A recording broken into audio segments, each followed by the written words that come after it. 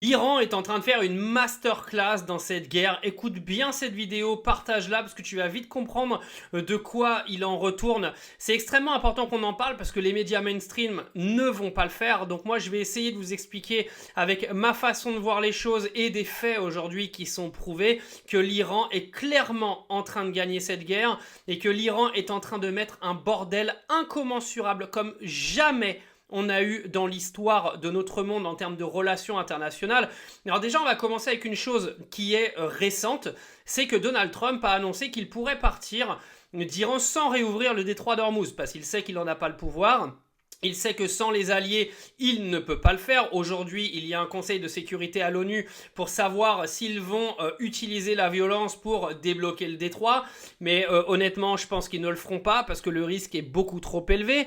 Mais les gars, vous savez ce que l'Iran est en train de faire? L'Iran est en train de diviser l'intégralité de la planète. Vous savez que quand les États-Unis sont arrivés pour attaquer l'Iran, ils se sont dit oui, on va attaquer l'Iran et l'Iran va nous répondre. Sauf que l'Iran, ils n'ont pas répondu comme les Américains l'attendaient vraiment. L'Iran, ils ont balancé des bombes sur tous les pays voisins. Ils ont été bombardés les intérêts de tous les pays voisins. Ce qui fait qu'aujourd'hui, on vous le dit pas, mais ce qui est sûr et certain, c'est que les Émirats arabes, le Qatar, le Koweït, Bahreïn, etc., même s'ils restent du côté des États-Unis, à part le Qatar qui s'est un petit peu rangé dans cette guerre, c'est sûr et certain qu'en loose day, il y en a certains qui ont appelé Donald et qui lui ont dit « Va pas trop loin s'il te plaît parce qu'ils sont en train de nous mettre la misère et on n'a pas envie de couler ». Donc déjà, les relations entre les pays du Golfe et les États-Unis se sont clairement détériorées depuis le début du conflit. Parce que je tiens quand même à rappeler que l'Iran n'a absolument rien demandé et que ce sont les États-Unis qui se sont pointés pour leur en foutre plein la gueule, d'accord? Donc tout le bordel qu'on voit aujourd'hui n'a absolument pas été provoqué par l'Iran et les pays du Golfe en sont clairement conscients.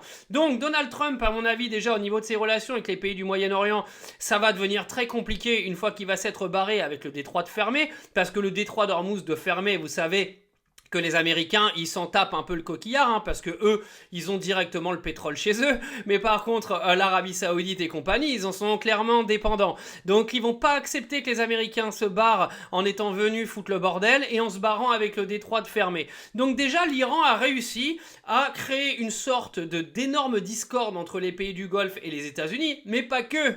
Parce que comme vous savez, ou vous le savez peut-être pas, mais l'Iran, dernièrement, a accepté que des pays qui ne font absolument pas partie de cette guerre, comme l'Espagne, hein, qui a pris position contre la guerre, puissent continuer d'acheter son pétrole sans aucun problème. Donc ce qui fait que vous avez des pays comme l'Espagne, par exemple, aujourd'hui, qui récupèrent du pétrole depuis l'Iran, parce que l'Iran favorise le passage des bateaux des pays qui ne participent pas à la guerre.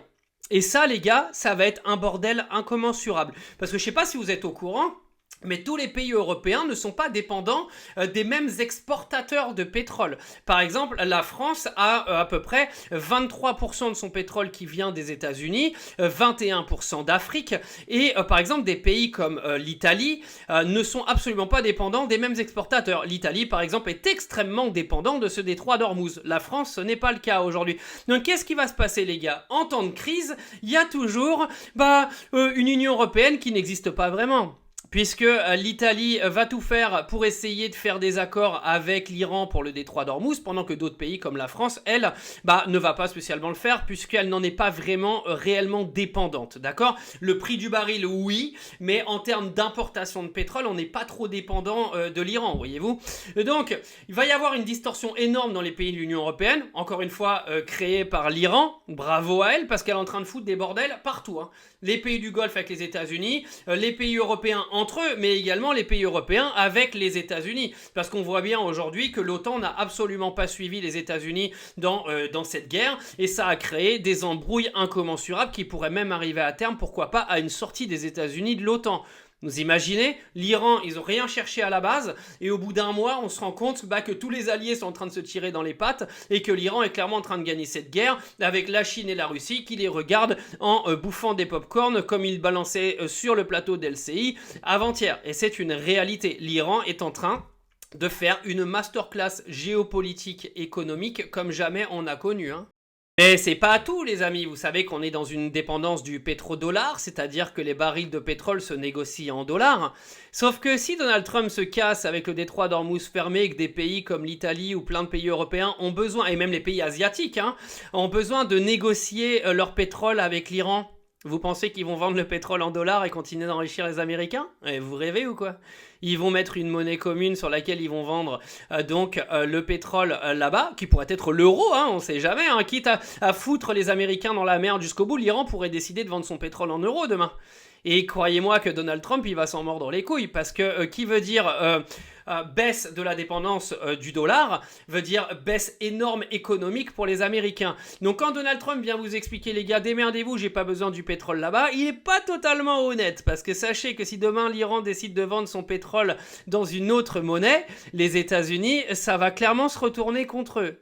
Donc ne croyez pas à tout ce que vous entendez de la bouche de Donald Trump, parce que là il est vraiment dans une situation qui est vraiment dramatique, parce que son économie est en train de vaciller, hein, les Américains sont en train de péter un câble, et si demain il se barre avec le détroit de fermer, les gars, c'est l'Iran qui prend le contrôle total de 20 à 25% des exportations de pétrole dans le monde. Et ils feront ce qu'ils veulent, ils vendront les barils dans la monnaie qu'ils veulent, à qui ils veulent.